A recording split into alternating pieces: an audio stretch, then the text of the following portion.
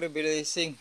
Nakatatlong load tayo. Yung tatlong load natapos na yung 7,000 square meter hanggang dun sa gubat. Tapos may sobra pa. Ayan, yun lang, ganyan katipid. Kaya 400 ml yung linagay natin. Ganyan kahaba yung stick natin, nasa mahigit 2 meters. Ayan, pakita ko sa inyo yung natapos. So, iayos natin yung mga natin, kanal-kanal doon para yung tubig makaipon. Mas maganda yan. Ito, natapos na natin ito. 1, 2, 3, 4, 5, 7,000. Sakto 7,000. Hindi naman kasali ito. Isang pinitak. 7,000 yun natapos natin. Ito buo to. Tapos yung gubat. Natapos na natin yun. At yan yung sitwasyon ng palay natin. Blessing. Umuulan na. At maganda pag umulan. Pag malakas ang ulan doon, magkakaroon ng tubig yung irrigation. Malakas yung agos ng tubig. Pero yung mga nagiitik yung mga yon, dito kasi pinapupunta. Walang pinapapasok dito. Baka ilalas ito. Pag nagpapasok sila ng tubig dito sakto, magkakatubig talaga ito. Okay, ito na yung pinulyar natin. Pinakita ko sa inyo na over rate natin, over dose sa 510 liters lang. At ang ganda na, tignan nyo.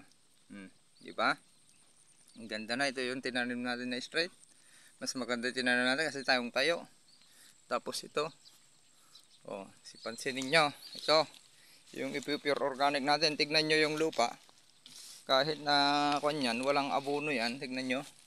Nagkakulay green. Ganun kanyan. Kaganda, kasustansya. Okay. Abangan natin itong pure organic natin. Tapos yung demos natin doon. Maganda pag magkatubig na yon para mas mabilis. Ayan, umiepekto, kasalukuyang umiepekto yung abono natin. Wala tayong ginamit na urea, isang triple 14 at 1620 na dalawa. Ganyan lang tayo katipid sa paggamit ng abono. Ayan, tignan nyo, lalo pag santangaling tapat yan, yung vigority nyan magiging green na. Ito, sinubukan natin ito. Pakita ko sa inyo, pure organic natin. Na kung okay naman, halos parehas lang yung pagtangkad nila. Tapos yung sowi, pwede na pala, kaya na pala ng sakahan natin sa patuloy na hindi natin pag-iwas natin sa chemicals sa mga lason.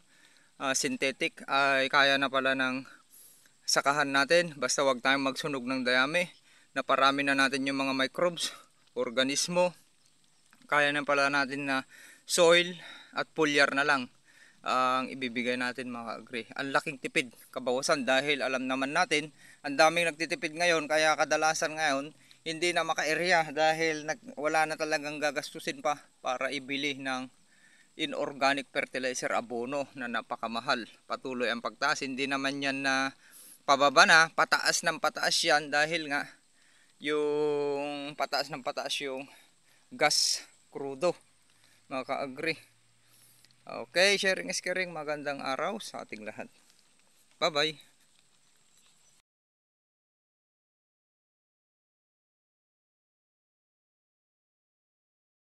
Warm up pa lang tayo. Unang load natin. Sinabi ko nga sa inyo, itong palusot natin ay pagdadaanan niya lahat. Mas kailangan natin magpulyar ngayon dahil tagtuyo tayo. Wala tayong pagkukunan ng tubig kundi yung inaasahan natin kung umulan. Wala namang ulan. Ganyan pa rin kahapon at magpupulyar tayo. Ito yung pinulyar natin. Mamaya pag maliwanag makikita natin. Wala naman siyang burn effect. Itong pure organic natin. Ayan na. Pati hybrid natin kumapal na. Okay. Yan, ipipesto ko na mga ka-agri para makita nyo yung gagawin natin. Okay, saan ba natin ipipesto? Dito na. Yan. Dito. Medyo mahaba yung gagamitin nating stick para abot na abot. Ayan. Mabilis lang magpatangkad lalo kung may tubig, ulan ay mas maganda. May tubig dyan sa irrigation pero hindi ganun kakon yung tubig, madumi. Yung tubig galing kwan.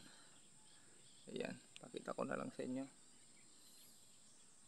Okay, pandar na tayo.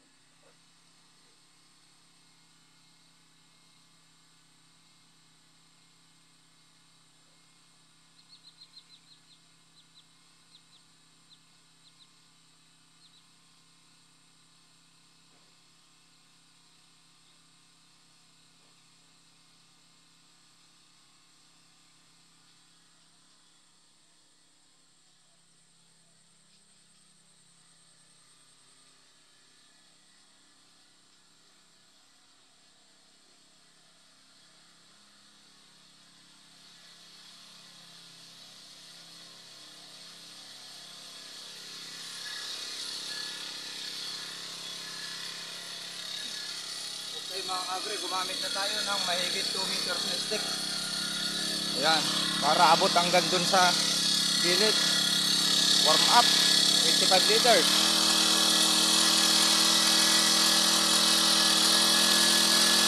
Kailangan natin ito kung tagtuyot para iwas stress sa palay natin at matulungan natin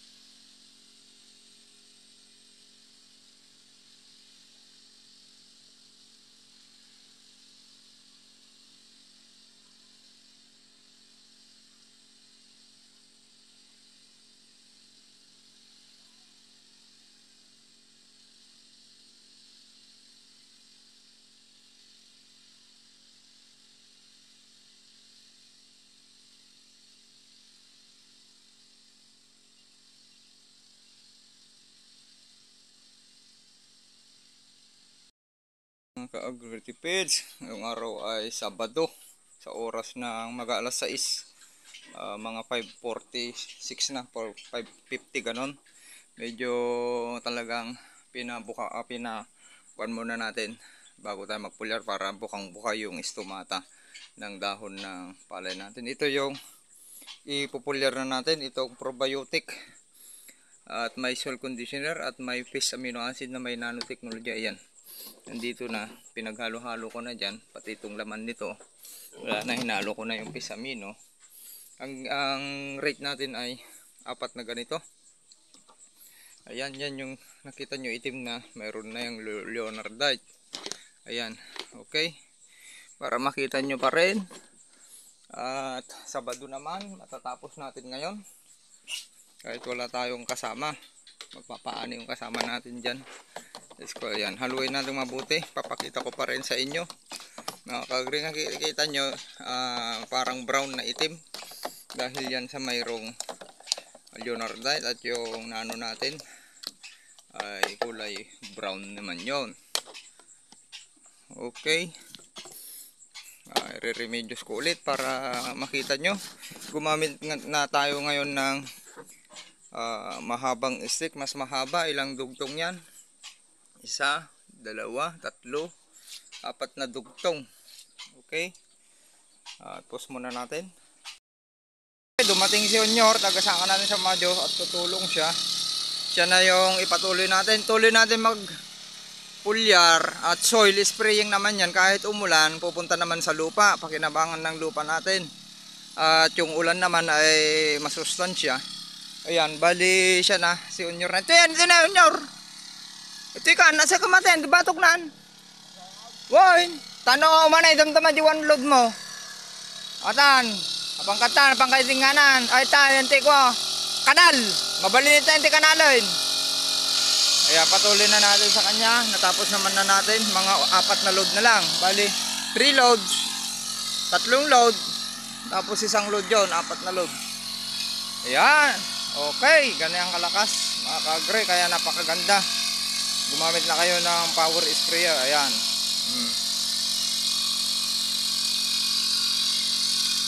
Ayan. Okay.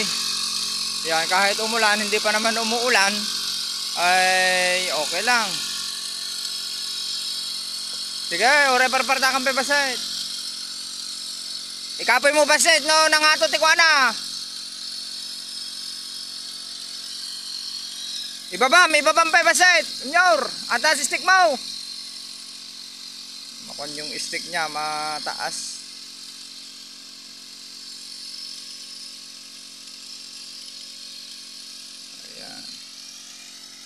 Okay, ngayon ang gagawin naman natin yung gilid. Tignan natin yung pwedeng hulipan at hulipan natin. Okay, ang bango ng pinupulyar natin. Alam nyo naman yan, tis amino, mabango. Ayun na, green yung kwan natin, no? Kasi nga may inorganic compare dito. At ito naman ay hindi pupuntahan ng insekto pag ganyang kulay ng palay. Okay, sharing is caring. Ganun kalakas yung power sprayer. Ang layo na tinatamaan.